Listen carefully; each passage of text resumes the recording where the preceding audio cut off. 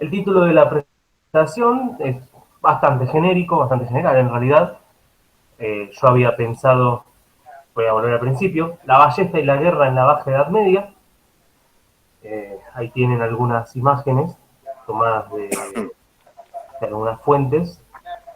En realidad, lo que yo había pensado es un tipo de análisis no sobre el uso de la ballesta en la Baja Edad Media. O sea, la charla, el tema de la charla no va a ser exactamente la función de la ballesta. O sea, va a ser un análisis, me voy a centrar en un análisis de las representaciones artísticas de los ballesteros entre los siglos XI y XV. A grandes rasgos, lo que se da a conocer con el nombre de Baja Edad Media.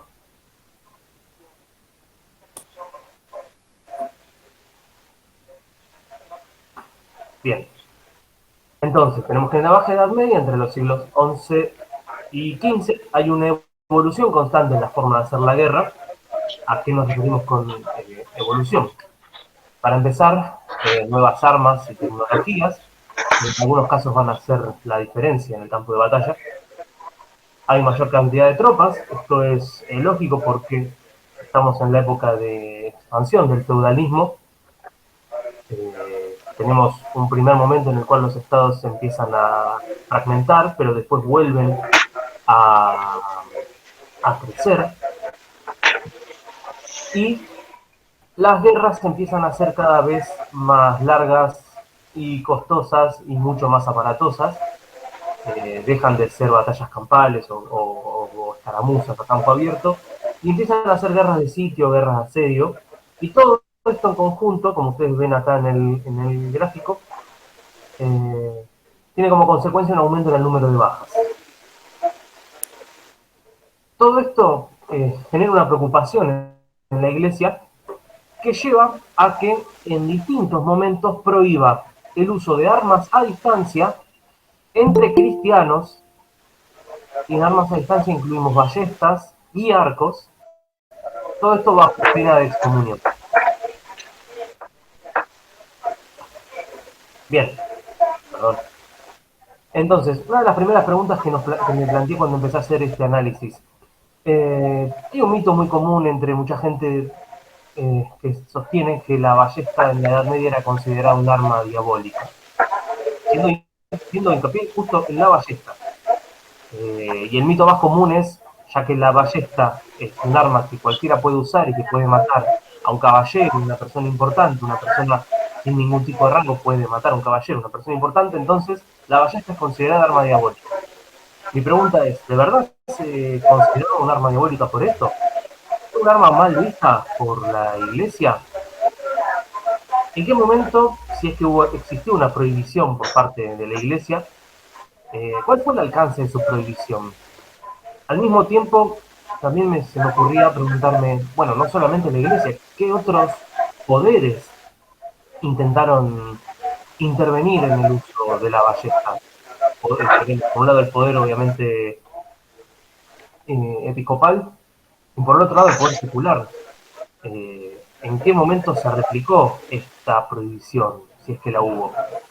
¿Qué hay de las otras armas a distancia? Porque hablamos de la ballesta, pero vamos a ver que no solamente con el tema de la ballesta era el asunto. Bien,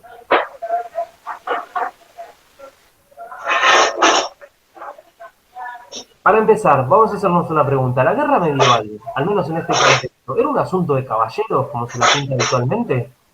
Piensen que la nobleza era el estamento dominante durante la época medieval. En las representaciones que aparecen en la gran mayoría de los casos eh, de las batallas. Es decir, Sí, la nobleza es representada a caballo. El caballero es el noble a caballo, o al menos así queda representado en las fuentes iconográficas. Y sobre todo en el caso de las batallas, la caballería aparece como el actor principal de la guerra. Por ejemplo, acá tenemos varias fuentes que nos muestran. Tenemos el tapiz de Bayeux,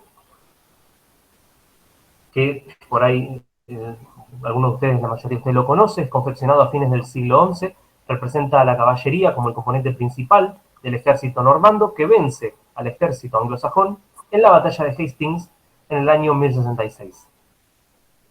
Tenemos, por otro lado,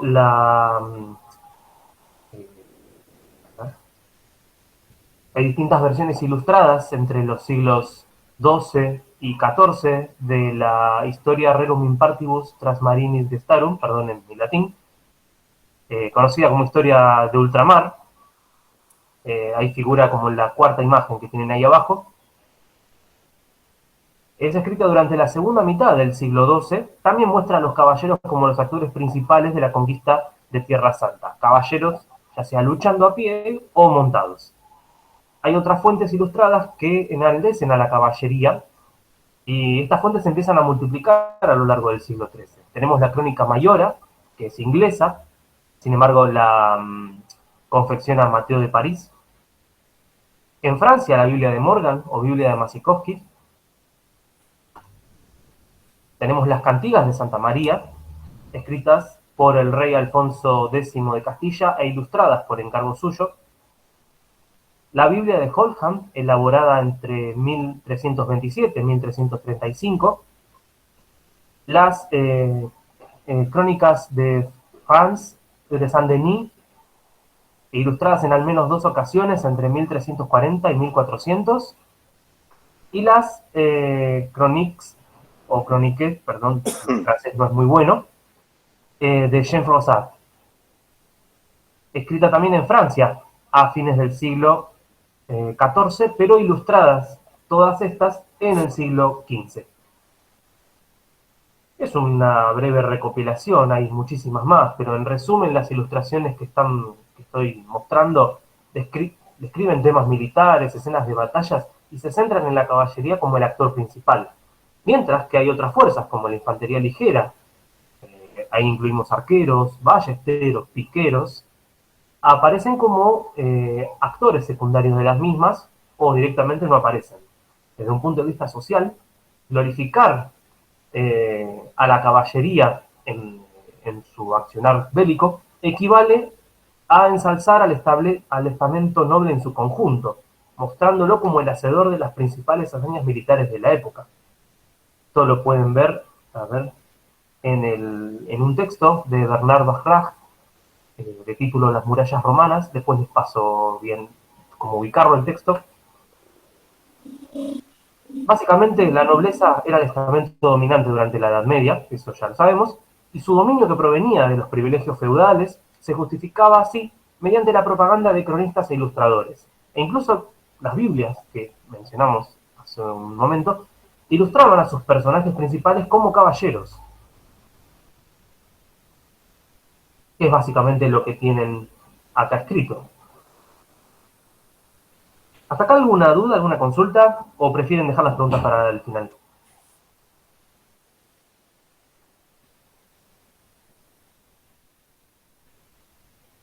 Bueno, sigo. Bien, sin embargo, hay que poner esto en tela de juicio. Justamente Bernard Bachrach va a decir que es difícil hallar batallas medievales en las que el elemento táctico dominante estuviera dominado por hombres que luchaban a caballo. En general, estas batallas tal vez no llegan a no llegan a las crónicas porque quizás son simples caramuzas o son batallas muy, muy menores, pero que en los ejércitos medievales eh, la infantería superaba a la caballería en número de 5 o 6 a 1. Incluso mientras avanzamos en la Edad Media, los ejércitos se hacen mayores y la infantería cobra cada vez mayor protagonismo. Y esto lo pueden ver en el texto de Christopher Alman, Armas Nuevas, Tácticas Nuevas, que después les voy a pasar bien la referencia donde la pueden encontrar. Y algo también para tener en cuenta es que el rol protagónico lo van a tener en muchas ocasiones las armas a distancia, ballestas, arcos largos o longbows, y a fines de la Edad Media, más exactamente en el siglo XV, las armas de fuego. Voy a volver para atrás, les voy a mostrar bien, fíjense el tapiz de Bayeux. Si ustedes se fijan cómo están representados los ejércitos, Ahí tienen arqueros, 4. Y después, si revisan todo el resto del tapiz de Bayeux, las escenas de la batalla de Hastings, van a encontrar muy pocos arqueros, además de estos. En el ejército normando, al menos. Después el resto son todos caballeros.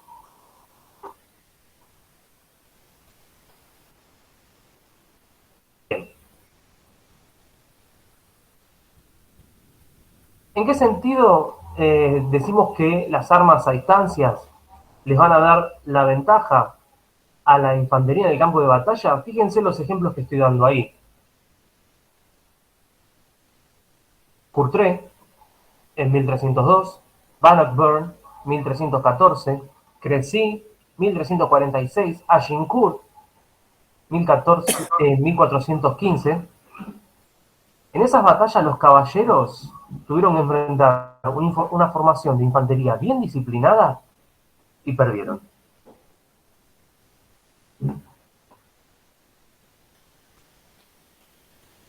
¿Esto a qué llevó? Que los caballeros, a medida que vaya avanzando la Edad Media, tuvieron que reforzar sus protecciones personales, con la consecuencia de que el oficio de la guerra se encareció y en ocasiones era un gasto que no podían sobrellevar, por más dinero que tuvieran.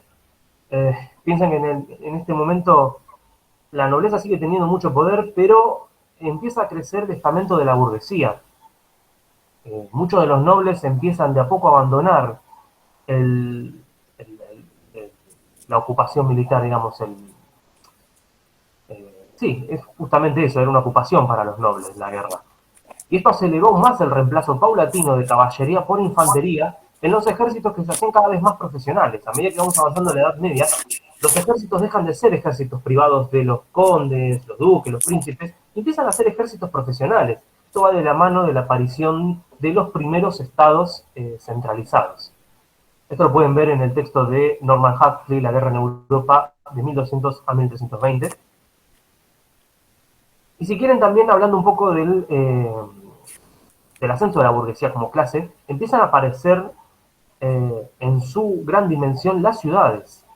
Tenemos los casos de Italia, Suiza, Países Bajos, sobre todo a partir del siglo III. Estas ciudades empiezan a formar ejércitos compuestos por infantería para enfrentar a los ejércitos franceses e imperiales. Incluso también aparecen bandas de mercenarios que luchan, obviamente, por un sueldo, y en gran mayoría de los casos estos ejércitos están compuestos casi todos por infantería.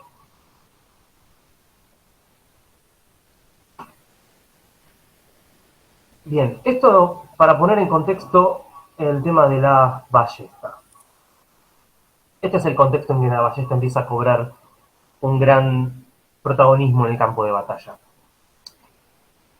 La ballesta a nivel general ya se la conocía en, en todo el mundo en realidad, ¿no? Sabemos que en China ya se usaba, eh, mismo los griegos también conocían el arma, ya desde tiempos antiguos, los romanos también, pero en Europa continental se empieza a popularizar su uso a partir del siglo XI.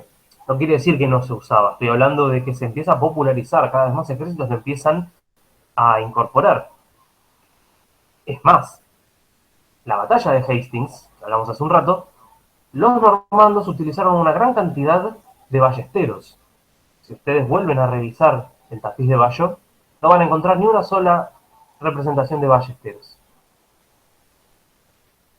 Bien, ¿qué pasa con la ballesta? ¿Qué genera que se popularice su uso? Contribuye a aumentar el número de bajas. Y esto aumenta la preocupación de la iglesia. La iglesia estaba viendo con cada vez más preocupación que los ejércitos empezaban a sufrir enormes cantidades de bajas.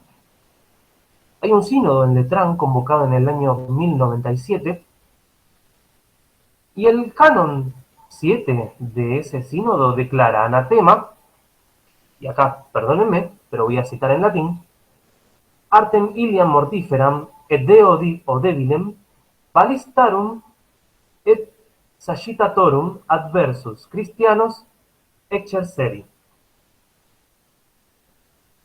¿Qué quiere decir esto? Básicamente que lo que hace es declarar el arte de los ballesteros y de los arqueros, fíjense, ballistarum et sagitatorum, Lo declara anatema, pero ¿en qué casos? Fíjense cuando dice adversus cristianos exerceri, es decir, contra cristianos. Se prohíbe el uso de ballestas y arcos, arco y flecha, contra cristianos. Y si vamos al segundo concilio de Letrán, en el año 1139, el canon 29 repite casi exactamente las mismas palabras. La diferencia es que al final le agrega adversus cristianos et católicos. Es decir, que hace extensiva la prohibición de usar ballestas contra otros cristianos. Y acá está el contexto en el cual se están dando las cruzadas, que en algunos casos llevan a enfrentamientos entre los ejércitos cruzados y los ejércitos del Imperio Bizantino. Fíjense, estamos viendo, perdonen, bien, ¿en qué contexto se da esta prohibición de la ballesta? Tienen también un refuerzo en esta prohibición que fue copiada en los decretales de Gregorio IX en 1224, los decretales que compilaban todo el derecho canónico existente hasta entonces. ¿Qué se buscaba con esta prohibición? Además de prohibir el uso de de armas a distancia contra católicos y cristianos griegos, afianzar la tregua de Dios y reducir la mortandad en los conflictos. Sobre todo en el segundo y en el tercer concilio de Letrán, respectivamente, también se prohíben los duelos entre cristianos y también se prohíben los incendios provocados. Es decir, que lo que se buscaba en realidad era, podemos decirlo de alguna manera, pacificar las relaciones sociales entre los mismos cristianos.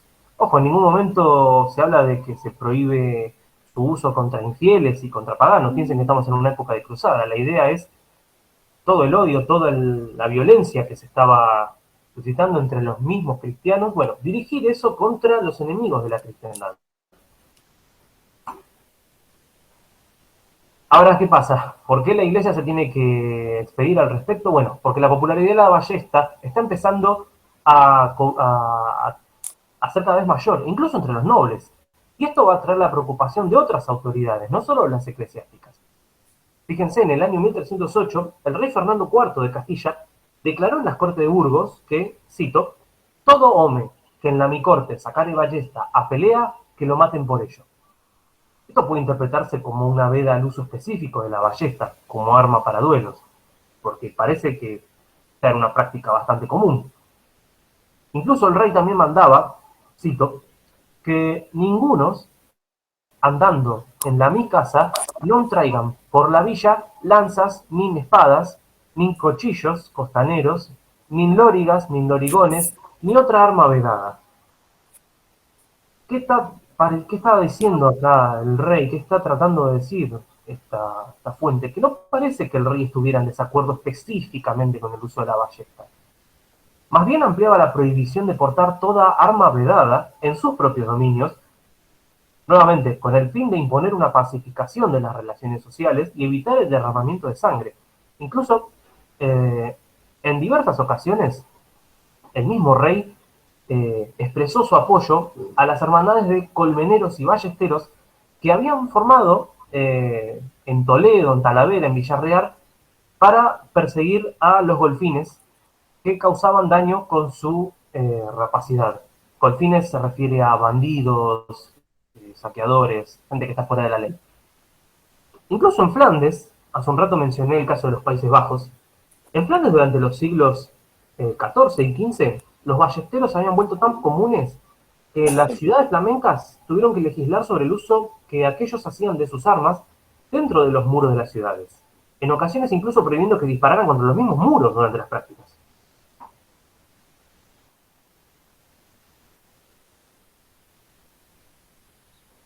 En conclusión, no disponemos de pruebas contundentes que afirmen que la ballesta haya sido considerada una arma diabólica y que ello llevara a que fuese prohibida durante la Baja Edad Media. Si bien las restricciones a su uso existieron, Estas no fueron tanto por el supuesto carácter diabólico de la misma.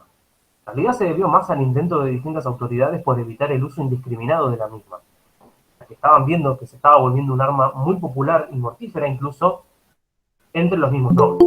Bien, ahora vamos sí al tema principal de la charla. Ya pusimos en contexto, vamos al tema de las representaciones de los ballesteros en el arte bajo medieval. Vuelvo a repetir, las representaciones artísticas de la guerra en esta época privilegian mostrar a la caballería como el actor principal del campo de batalla. Mencioné el caso de Hastings, que, como, bueno, vuelvo a decir, sobre representa el papel y el número de la caballería normanda en la batalla, ignora a los ballesteros que participaron, aunque en algún momento te representa algún que otro arquero. A ver, los tipos no podían ser demasiado obvios al ensalzar el estamento noble, al estamento de los chevaliers, de los caballeros. Además, sabemos que Hastings se resuelve por una carga de caballería, pero cuando ya el ejército anglosajón está en desbandada, el muro de escudos de los ingleses se rompe por el uso constante de armas a distancia.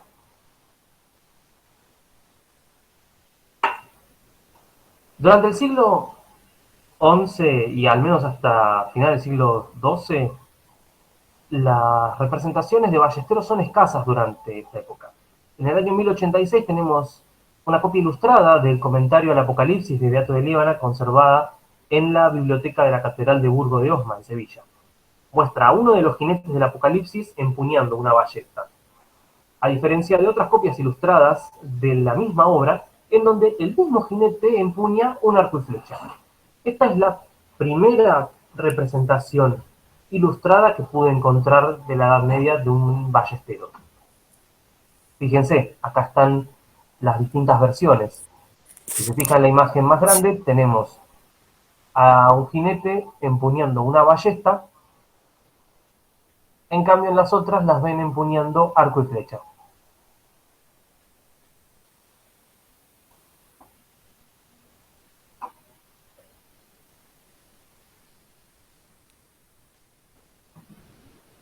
Con la prohibición, a ver, acá en este momento es donde sí voy a hablar un poco sobre el tema de la prohibición. Y le voy a dar importancia. A ver, llega un momento en que el uso de ballesta entre cristianos es prohibido, como habíamos visto hace un rato, y por eso las representaciones de dicha arma se ven reducidas drásticamente. Sin embargo, al fines del siglo XII, Pedro de Éboli escribe el Liber ad honorem Augusti sive de rebus siculis, cuyo manuscrito original contiene una amplia variedad de imágenes que ilustran lo narrado en la obra. El objetivo del autor es el de narrar el intento de conquista de Sicilia por parte del rey normando Tancredo, frustrado por las tropas del Sacro Emperador Romano Enrique IV, a quien fue dedicada la obra. Entre muchas otras cosas representadas aparecen una importante cantidad de ballesteros en todos los ejércitos descritos, lo cual evidencia que la prohibición impuesta por la Iglesia no se estaba respetando, al menos por entonces. Es sabido que desde el siglo XI los ejércitos ítalo-normandos solían estar compuestos por un importante número de mercenarios musulmanes que empleaban arcos y ballestas. Esto lo pueden encontrar en el libro de Osprey de Normans, escritos por Nicole y McBride. Después, si quieren, les paso la referencia. Hay una teoría que postula que esta fue la razón de que el segundo concilio de Letrán prohibiera el uso de arcos y ballestas contra ejércitos cristianos, debido a que por entonces el Papa, que era Inocencio II, estaba enemistado con el rey Roger II de Sicilia, que era de origen normando. Tal vez así el sumo pontífice esperaba intimidar al rey normando con la esperanza de excomunión, si es que se atrevía a emplear armas a distancia contra él. Sin embargo, pocos meses después de haber sesionado el concilio que habíamos visto, el concilio de Letrán, ambos rivales se reconcilian por la firma del Tratado de Miniano y Roger II fue ratificado como rey de Sicilia por el mismo Papa. Más allá de esto, no hay duda de que la amenaza de excomunión hizo poco para limitar el uso de armas a distancia contra cristianos. Fíjense, aquí tienen imágenes de la obra mencionada. Si se fijan, los distintos ejércitos normandos son bastante heterogéneos, tienen eh, infantería pesada, tienen arqueros, tienen ballesteros. Fíjense las imágenes de los asedios. Esto es fundamental, esto lo van a ver en muchas de las imágenes de época. Los ballesteros son muy comunes, el uso de la ballesta es muy común, sobre todo en los asedios. Lo ve representado sobre todo en asedios. Habíamos dicho, se prohíbe el uso de ballestas contra cristianos, pero no contra paganos, infieles o musulmanes. Y acá es donde los ejércitos cristianos supieron aprovechar la ventaja que les otorgaba. La efectividad de las ballestas, por ejemplo, fue uno de los factores clave en la superioridad de los caballeros teutones contra los lituanos en la cruzada al Báltico en la primera mitad del siglo XIII. Pero no solo al Báltico la Iglesia dirigió una cruzada.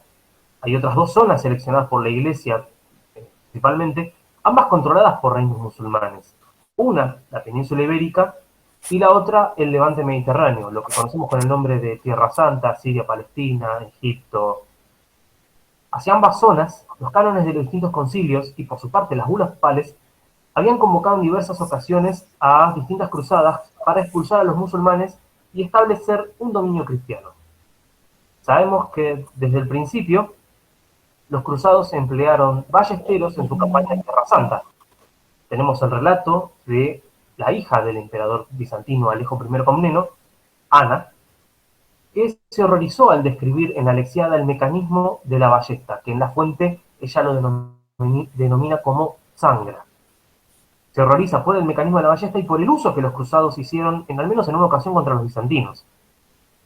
Como curiosidad, la autora bizantina sí calificó como diabólicos los resultados de la actuación de la ballesta, aunque podemos decir que el horror de la autora quizás radique más en el odio que sentía hacia los bárbaros, como ella lo describía, y en la impresión por la ventaja que aquella arma les daba a los ejércitos cruzados en el campo de batalla.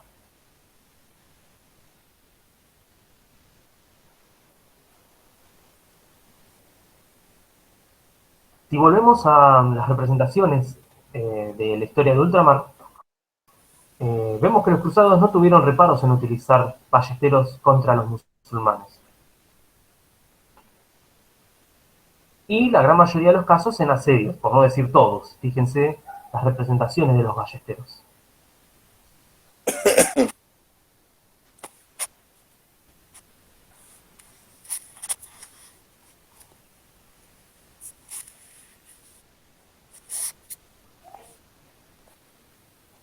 Acá tenemos más imágenes de nuevas versiones ilustradas de la historia de ultramar. Una obra muy común en esta época.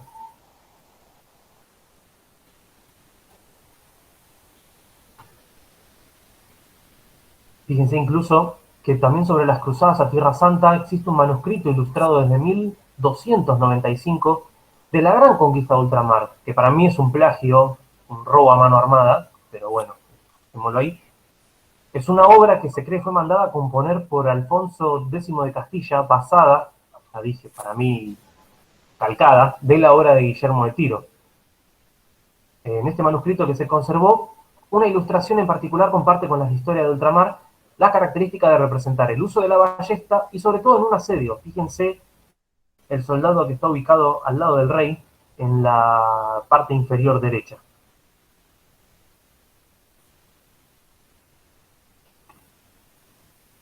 También, en el caso español, más exactamente las obras compuestas por Alfonso X, vamos a las cantigas de Santa María y en sus distintas versiones ilustradas muestran a los ballesteros también en asedios. Tenemos distintas versiones, insisto, distintas versiones ilustradas de las cantigas de Santa María entre fines del siglo XIII y principios del XIV. De las 5 representaciones de ballesteros, como estamos viendo ahí, solamente una de ellas muestra a 2 ballesteros formando parte de una batalla a campo abierto. Si se fijan bien, hay 5 imágenes, la imagen que se ubica arriba a la derecha. El resto son todos ballesteros participando en asedios. Avanzamos un poco en la época, cuando las cruzadas empiezan a agotarse, y el feudalismo ya no se puede expandir por los reinos no cristianos, inevitablemente empiezan a haber guerras entre los mismos reinos cristianos. O más bien recrudecen las guerras entre los reinos cristianos. Durante los siglos XIV y XV especialmente eh, hay un recrudecimiento en la violencia. Las fuentes iconográficas de estos años, pese a que, como ya se vio, enaltecían a la nobleza del caballo, se vieron obligadas paulatinamente a mostrar la participación de una infantería que comenzaba a dominar el campo de batalla. Los líderes cristianos tendieron a ignorar la prohibición de utilizar armas a distancia contra sus correligionarios, en tanto esto les otorgara la ventaja. Habían hablado de la batalla de Courtrai. Fue uno de los puntos de inflexión que marcaron el cambio que estaba sufriendo la guerra, año 1302.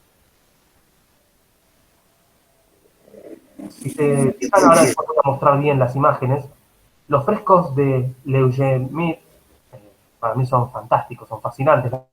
Lamentablemente ya no se conservan, sino solamente reconstrucciones, ilustraciones modernas, muestran la organización que tenían las tropas flamencas, compuesta exclusivamente por infantería, al momento de entrar en batalla contra el ejército francés. En el resto de fuentes iconográficas flamencas de la época, los ballesteros también serían representados mucho más activamente que en otras ilustraciones de épocas anteriores. Fíjense, los frescos de Leugimé. Tenemos por un lado un calco hecho en 1861. Esto se conservaba en una iglesia perdida en la mitad de Flandes. Esa iglesia después la terminaron tirando abajo, pero hubo un interesado en calcar estas imágenes y se conservan hasta el día de hoy, gracias a esa persona. Después otro autor en particular, Félix de Vigny, en realidad miento, lo había hecho unos 50 años antes, perdón, unos 15 años antes más o menos, reconstruyó a mano, en papel, los mismos frescos.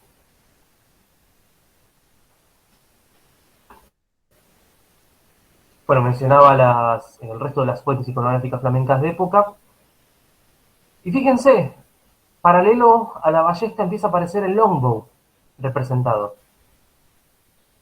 Y no solamente representado, sino que empieza a ser incorporado en los ejércitos de Europa continental. Piensen que es la época de la guerra de los 100 años, o al menos del inicio de la guerra de los 100 años. Fíjense, el longbow está bastante representado en la marginalia de esta versión ilustrada del romance de Alejandro, compuesto entre 1338 y 1344, que se encuentra disponible en la Biblioteca Bodleiana de la Universidad de Oxford.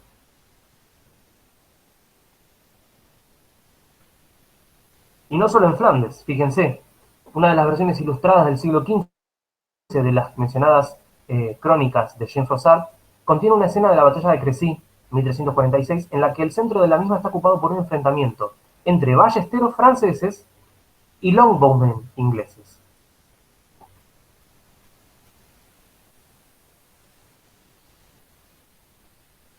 En realidad, las ilustraciones francesas de la época muestran poco el uso de la ballesta en campo abierto. Ahí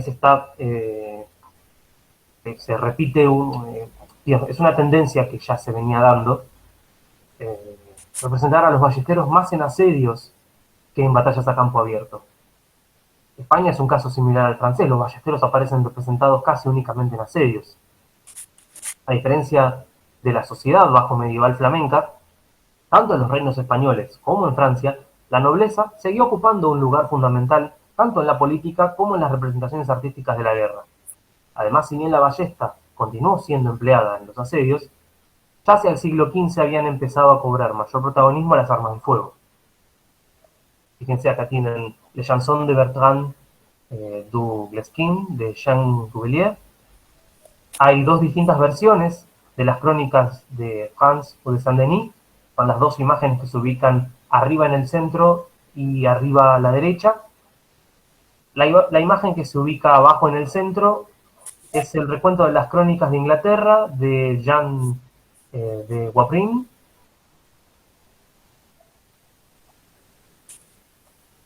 Y finalmente, abajo a la derecha, la historia de Charles Martel de David Aubert.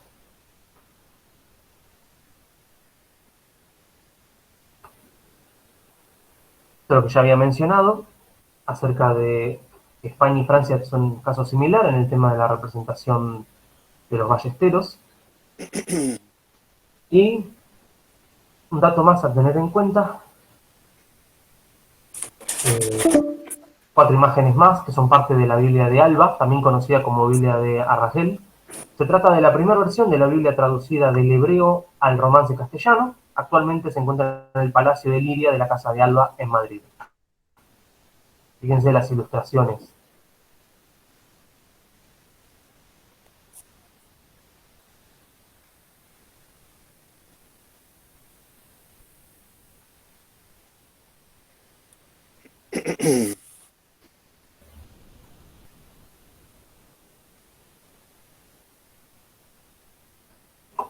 Bien, a modo de conclusión y para ir cerrando, este recorrido por las representaciones artísticas de los ballesteros en la Baja Edad Media, en mi opinión, arrojó luz sobre algunos puntos interesantes.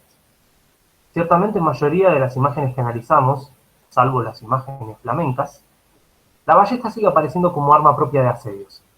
Esto no quiere decir que en la práctica los ballesteros hayan participado poco en batallas a campo abierto, sino que los copistas privilegiaban ilustrar estas últimas ubicando a la caballería como la fuerza principal.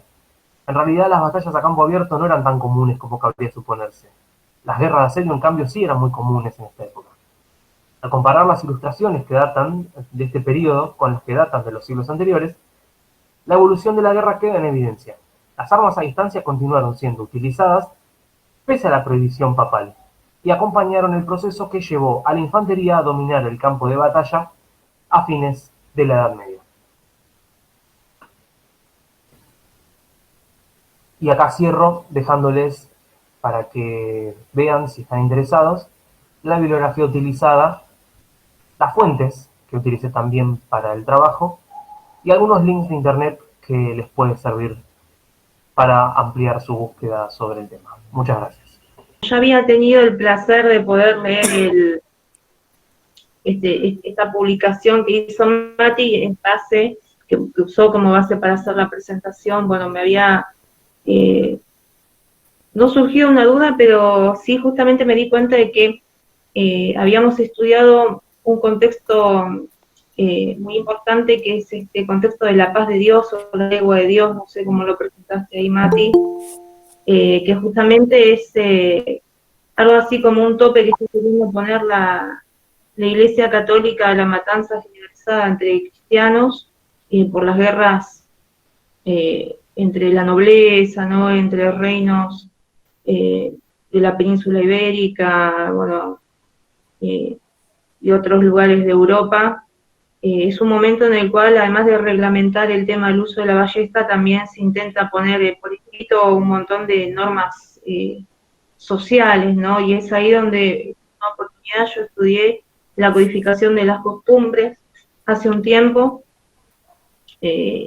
y también se mencionaba esta cuestión de la tregua de Dios como un momento de reglamentar el mundo cristiano para tratar de sacarlo, ¿no? Un poco de esa violencia generalizada que se estaba viviendo. Así que me sorprendió porque yo me había olvidado que también esta cuestión de la demonización del uso de la ballesta es de este periodo también. Así que es una muy buena observación para contextualizar, ¿no? Porque además vos dijiste que siempre se puntualizaba que estaba prohibido usarlo entre cristianos, pero no con los infieles, ¿no? O con, bueno, otro tipo de confesores. Así que está bueno eso, me gustó. Y ahí hay una contradicción, si me permitís, porque los cátaros eran cristianos, sin embargo, se usó toda la violencia contra los es como que no los consideraban cristianos, o eran, no sé, cristianos de otra categoría, pero digamos de que ahí no se midió la violencia entre cristianos. Pero bueno, eso por ahí ya tenía también otro contexto, ¿no? Claro, sí, pero el tema que trata con esas herejías es que dentro de lo que serían las terminologías oficiales del cristianismo, digamos, y las características de lo que sería un pueblo cristiano en la Edad Media, difiere muchísimo. Además, no había un concepto jurídico no acuñado para designar a los cátaros como el pueblo cristiano, entonces también, o sea, eran herejes, casi igual que los infieles, y bueno, justamente por eso, tal vez en la práctica sí eran cristianos, pero con distintas formas, ¿no? Tal vez algo más similar a lo que pasó unos siglos después con la Reforma Protestante. Estoy haciendo un anacronismo muy burdo, pero digamos que dentro de lo que son las terminologías cristianas, eh, los cátaros y otras herejías eran herejes, justamente, ¿no? Por practicar otro tipo de cristianismo no oficial o eh, apócrifo. Es Sí, más, sí, por eso en los textos. era considerado la máxima, los máximos enemigos, aún peores que, lo, que los infieles, ¿no? El hereje Claro, era un enemigo, aunque sea cristiano. claro, pero el tema ahí es que los infieles sabían muy bien cuál era la diferencia entre una religión y otra, una confesión y otra, pero los cátaros la profetizaban mal, que era aún peor todavía para Ujú, ellos. claro. Así que Creo que depende Exactamente. mucho el digamos, contexto en el que estén combatiendo. A ver, si en ese momento la relación entre cristianos y musulmanes es más tranquila, entonces el problema ya no es tanto contra musulmanes, sino contra cualquier otro. Eh, Esto se va repitiendo cada tanto, ¿no? Acerca de cuáles son los peores enemigos, los que están fuera de nuestra comunidad o los que vienen de adentro. Por ejemplo, a los musulmanes en un principio, a ver, se los denominaba como infieles, pero antes de reconocer al Islam como otra religión, se los consideraba una herejía dentro del cristianismo. La realidad es que Mahoma, cuando hace la prédica, no saca de la nada lo que predica. Hay una base. Y con respecto a lo primero que habían dicho acerca de la paz de Dios, la tregua de Dios, sí, es el contexto, sobre todo por la época de las cruzadas. Eh, Son dos conceptos distintos, paz de Dios, tregua de Dios, pero sí aplicaba los mismos términos, que es la pacificación de las relaciones sociales entre los mismos miembros de la comunidad cristiana.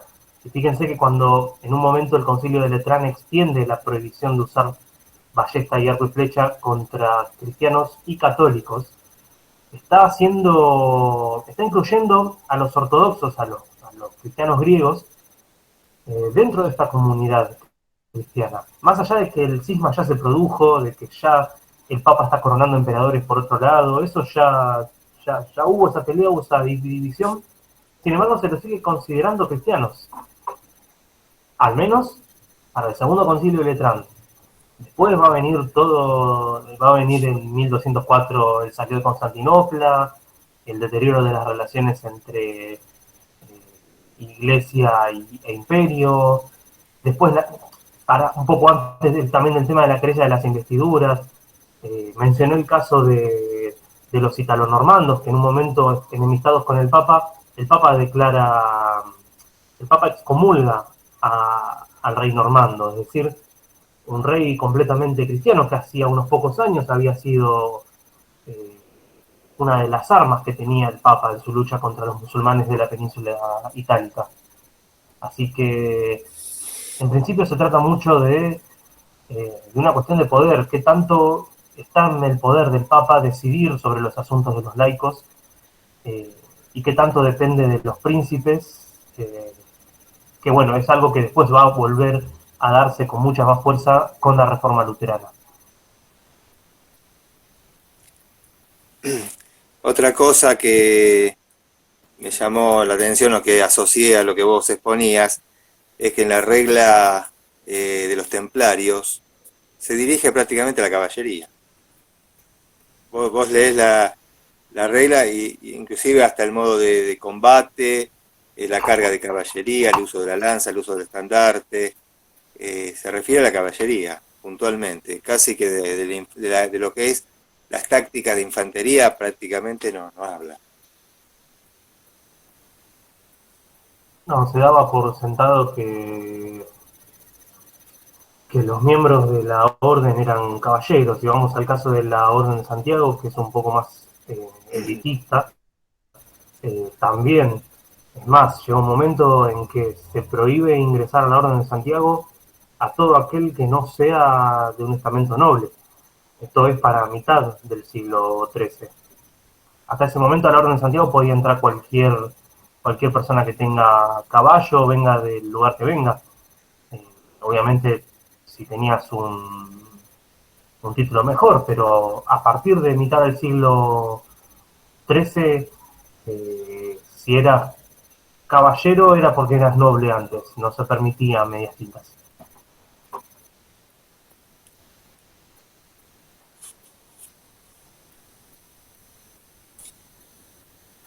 Y después otra cosa también que me quedó dando vueltas en la cabeza, es que claro, el uso de la ballesta iguala hacia abajo, ¿no? Es como que los poderosos, así como muere Ricardo Corazón de León, ¿no?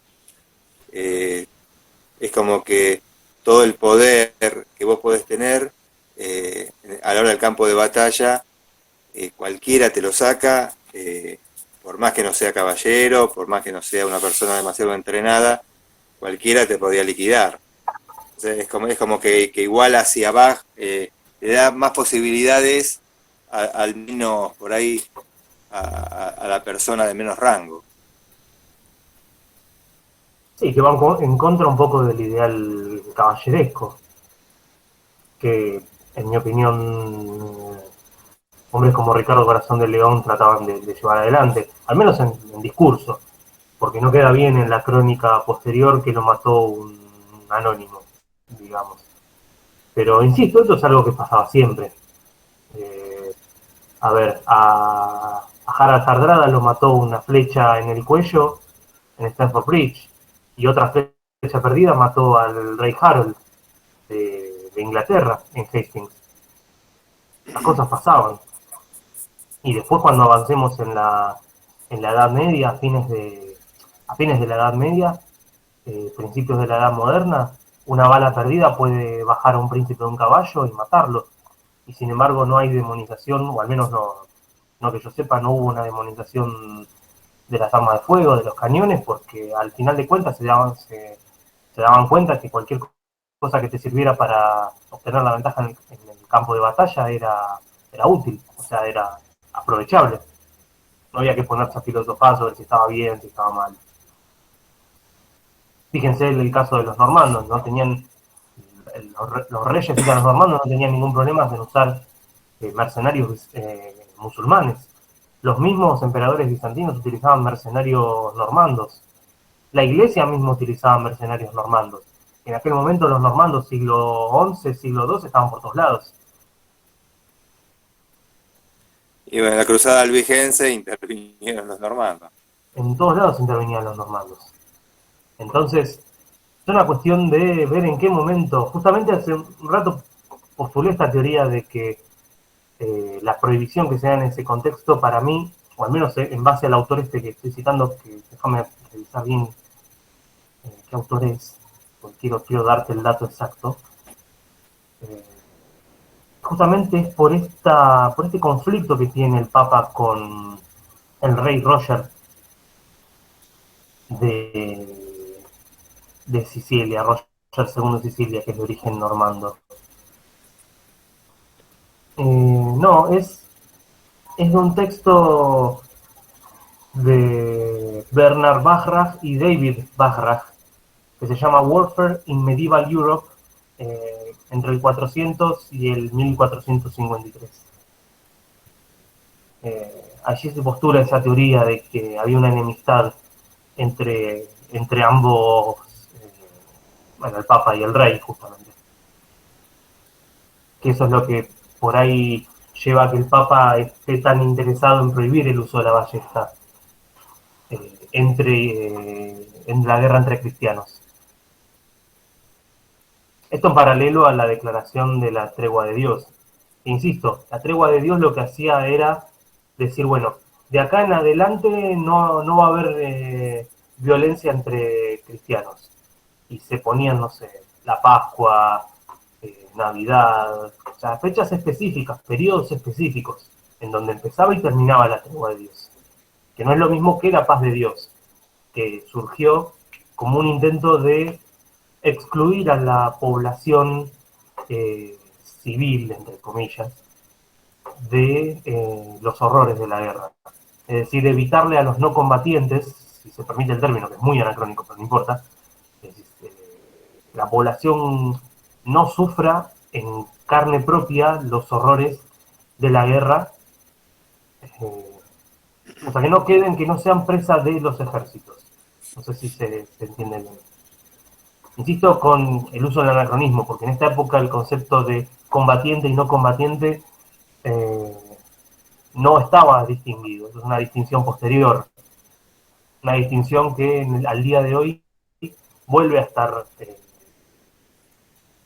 vuelve a ser bastante difícil de hacer, más que con el tema de del avance en las guerras modernas, el uso de los drones, eh, bueno, todo lo que tiene que ver con la guerra actual.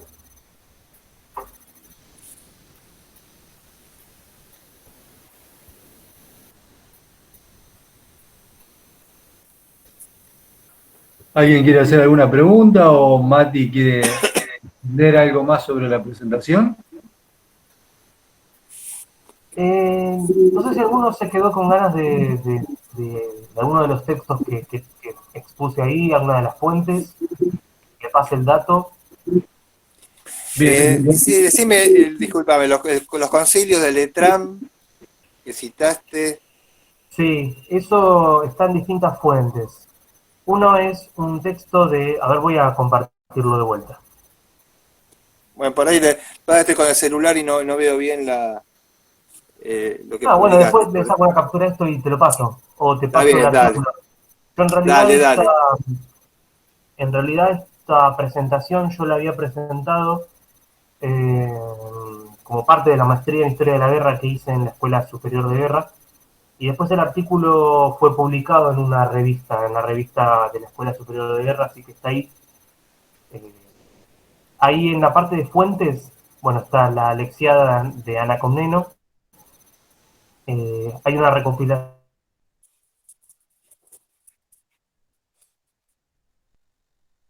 francés, la Se verdad, congeló. horrible el mío. Pero bueno, historia de los concilios, los documentos originales, una traducción. Perdón, voy a sacar ¿Ahí se escucha bien? Sí. Es la segunda fuente que cito ahí. La historia de los concilios sacada de los documentos originales. Todo esto está en Google Books, todo esto es de dominio público. Después Está tenés bien. al alemán, en realidad las actas, Acta Pontificum Romanorum Inedita. El libro es en alemán, pero las actas están citadas en latín. Y después tenés Schroeder, el nombre te lo debo, decretos disciplinarios de los concilios generales. Esto sí está traducido eh, al inglés. Y finalmente, las memorias de don Fernando IV de Castilla, tomo segundo, contiene la colección diplomática que compró la crónica. En sí traté en lo posible de basarme en fuentes eh, directamente de las fuentes. Traté en lo posible de no tomar nada que diga tal o cual historiador. Traté en lo posible de ver si podía hallar, aunque sea una copia de estos concilios, y bueno, es lo que pude encontrar. Perfecto. Y fíjate que es una colección bastante grande, porque por ejemplo la de Jefel, o Jefele, estoy citando la primer parte del tomo 5, o sea que tenés varios tomos de concilios para revisar. Sí, viste, uno no le da muchas veces bola a los concilios, pero eh, te marca puntualmente la iglesia hacia dónde apuntaba, ¿no? O sea, es interesante de vez en cuando leer algunos, ¿viste? Sí, más que nada tomarlo como una historia de lo que estaban pensando en aquel momento los grandes popes Ujú.